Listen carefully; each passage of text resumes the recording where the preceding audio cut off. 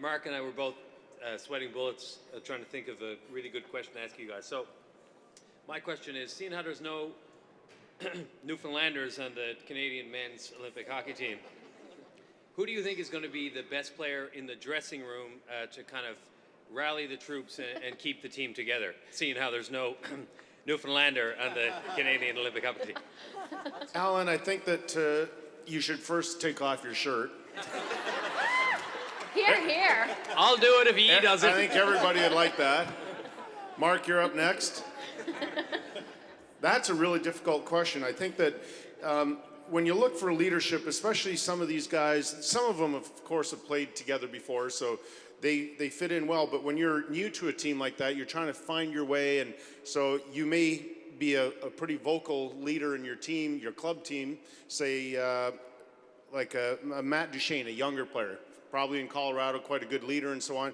But when he goes into that dressing room, the dynamics change and you got to find your way. Like I said, you don't want to step on anybody's toes. So you might become a quiet leader and just try and lead by going out on the ice. But I think it'll just sort of sort itself out as the tournament goes on. I understand, we all know Crosby would be a great leader in his own way.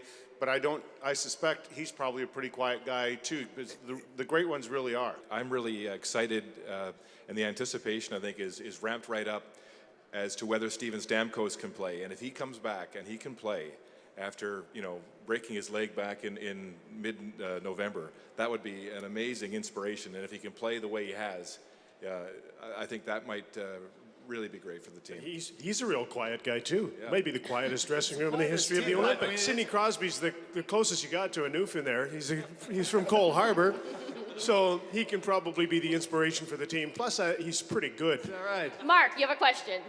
Kelly, can you take your shirt off? No, I'm joking.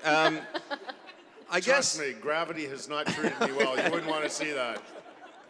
I know, I see Allan with his shirt off all the time. Okay, enough shirt off jokes, I promise.